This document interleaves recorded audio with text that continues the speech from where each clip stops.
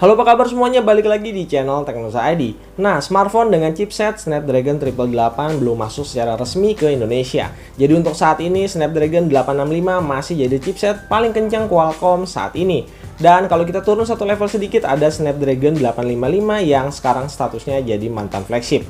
Buat teman-teman yang suka sama smartphone mantan flagship, kali ini saya akan bahas Oppo Reno 10 Time Zoom. Smartphone ini dirilis tahun 2019 lalu dan barengan pakai chipset Snapdragon 855 sama seperti Asus Zenfone 6 dan juga Xiaomi Mi 9. Dari sekian banyak mantan flagship yang pakai chipset ini, ada beberapa alasan kenapa saya lebih pilih Oppo Reno 10 Time Zoom buat pemakaian tahun 2021.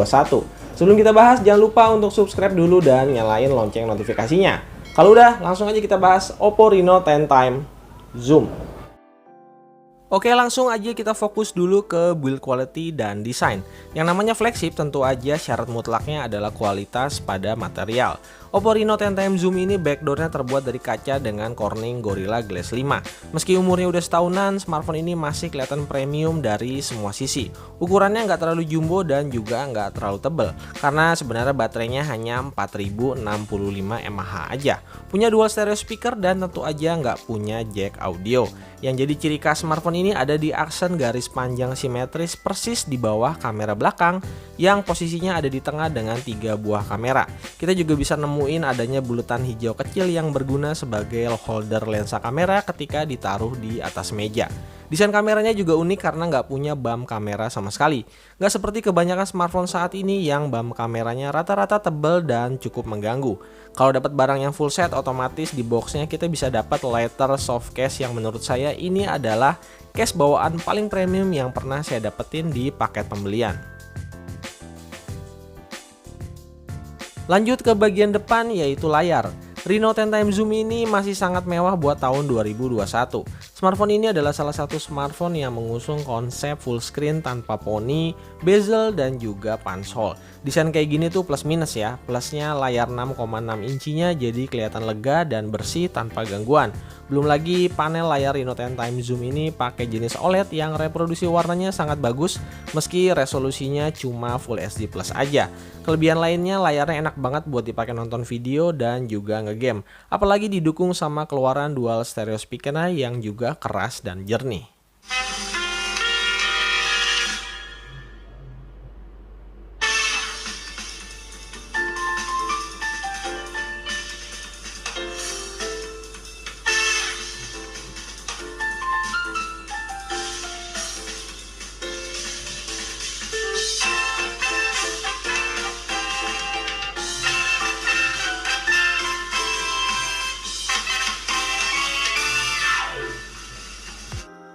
Satu-satunya yang mungkin jadi kekurangan di layar Reno 10 Time Zoom ini adalah refresh rate.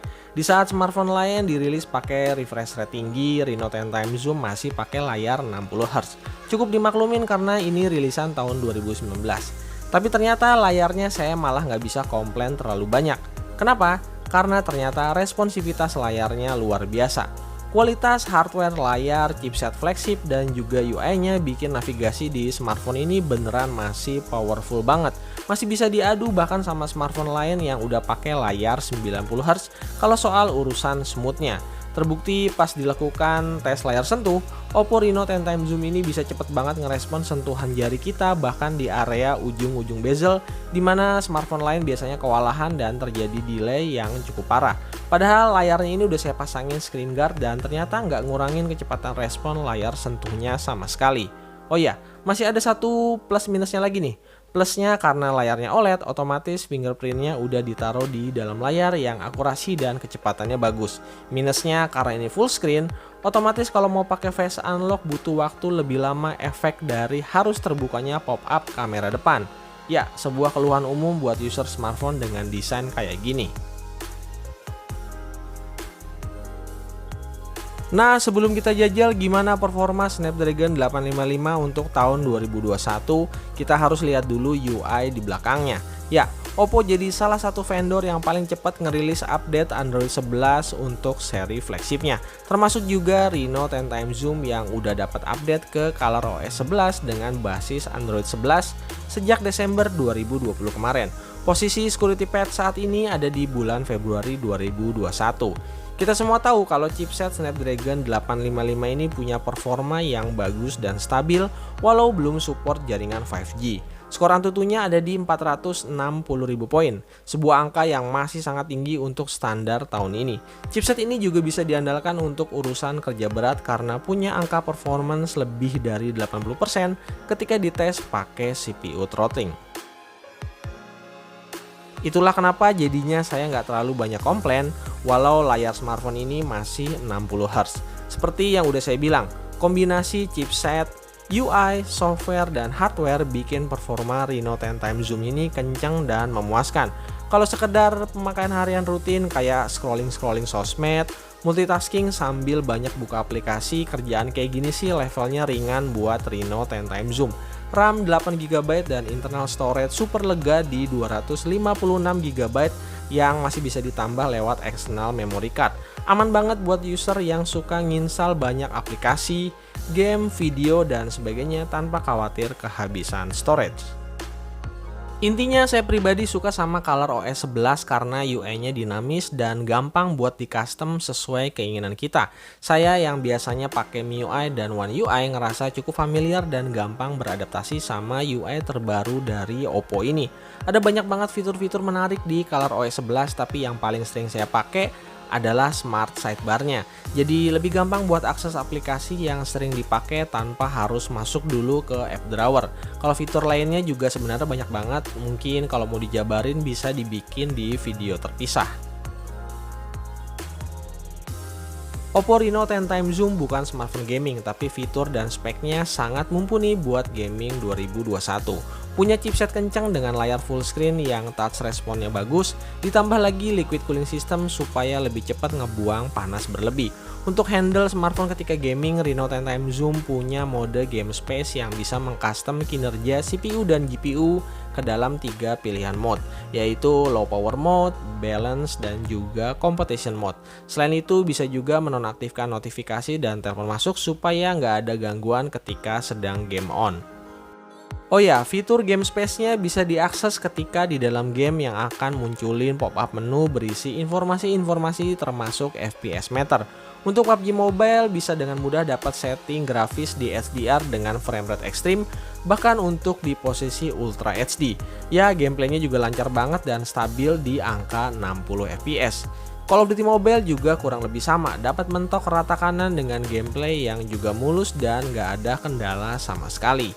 Nah, gimana buat Genshin Impact? Di setting mentok overclock 60 fps, game ini juga masih terbilang ringan buat dijalanin Reno 10 Time Zoom meski nggak stabil terus di angka 60 fps. Tapi ya minimal 55 fps bisa tercapai lah.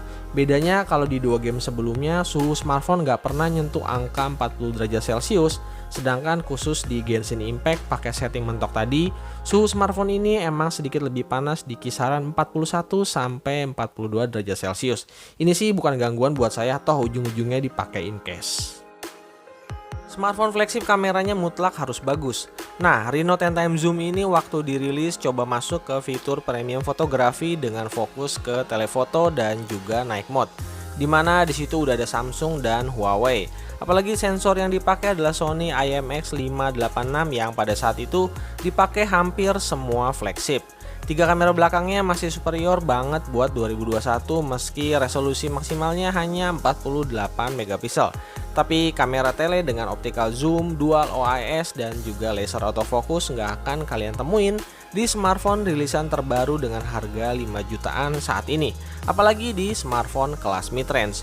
Meskipun bukan yang terbaik, tapi secara keseluruhan kamera Reno 10 Time Zoom ini masuk ke dalam top kelas untuk sektor kamera smartphone di kelas flagship.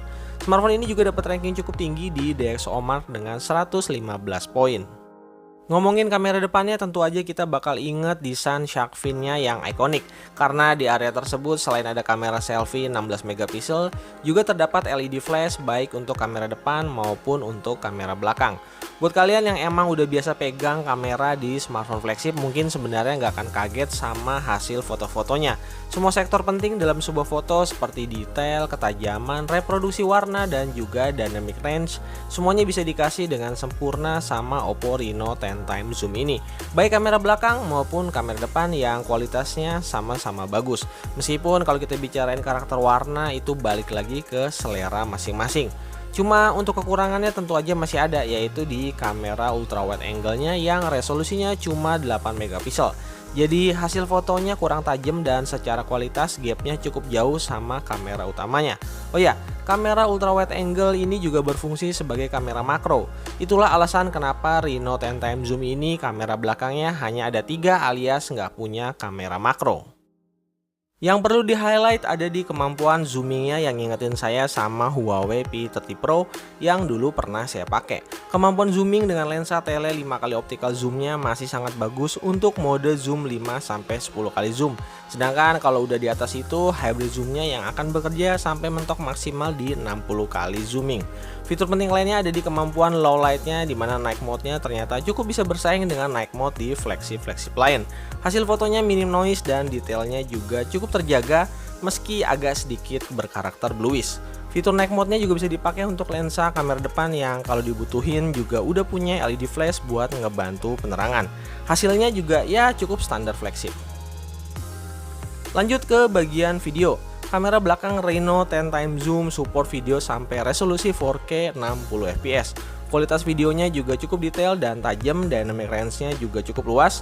Meski OIS-nya untuk di resolusi ini kurang begitu optimal buat ngeredam guncangan. Tapi kalau emang butuh kualitas video yang super stabil, kita bisa aktifin fitur ultra steady video yang bisa dipakai untuk kamera utama dan juga kamera ultra wide-nya.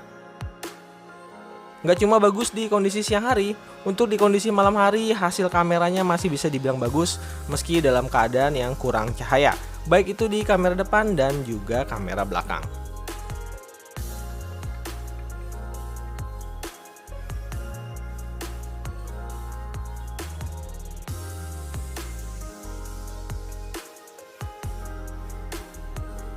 Sebagai mantan flagship tahun 2019, baterai Reno 10 times zoom hanya berkapasitas 4065 mAh.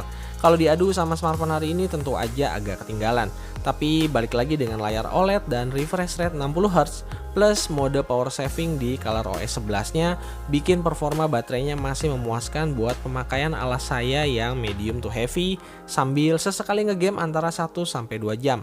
Dari sekali charging, smartphone ini bisa standby hampir 18 jam dengan screen on time mencapai 7 jam, itu pun masih nyisain baterai di 6%. Masih bisa dapat lebih lagi kalau pakai mode power savingnya. Yang agak sedikit kurang buat hari ini saya rasain ada di kecepatan charging VOOC 20 wattnya yang bisa ngisi baterai full di 1,5 jam. Agak kerasa kurang kencang mengingat hari ini banyak banget smartphone yang bisa penuhin baterai bahkan nggak sampai 1 jam. Yang namanya mantan flagship biasanya emang selalu menarik. Spesifikasi dan fiturnya punya umur yang lebih panjang dibandingkan smartphone di kelas mid-range. Dan kalau kita beruntung kita bisa nikmatin semua kelebihan tadi dengan harga yang sekarang udah jauh lebih murah. Nah, Oppo Reno 10 times zoom ini bisa jadi contoh kasus tersebut. Secara keseluruhan Oppo Reno 10 times zoom ini masih sangat powerful buat user saat ini. Meskipun faktor umur teknologi pastinya jadi sedikit poin minus. Sebut aja jaringan 5G, screen refresh rate, dan juga kapasitas baterainya. Sisanya semua bisa dihandle dengan sangat baik. Oke, kalau kalian punya budget 5 jutaan dan lebih tertarik dengan mantan flagship yang pakai chipset Snapdragon 855 misalnya, ketimbang beli smartphone rilisan saat ini, saya pribadi merekomendasikan Oppo Reno 10 times zoom. Seenggaknya menurut opini dan kebutuhan saya secara pribadi. Oke guys, sekian dulu aja video mantan flagship kali ini. Like video ini kalau dirasa bermanfaat dan jangan lupa untuk subscribe channel ini. Kita akan ketemu lagi di video-video berikutnya. Saya Stepian dari Teknosa ID. Pamit.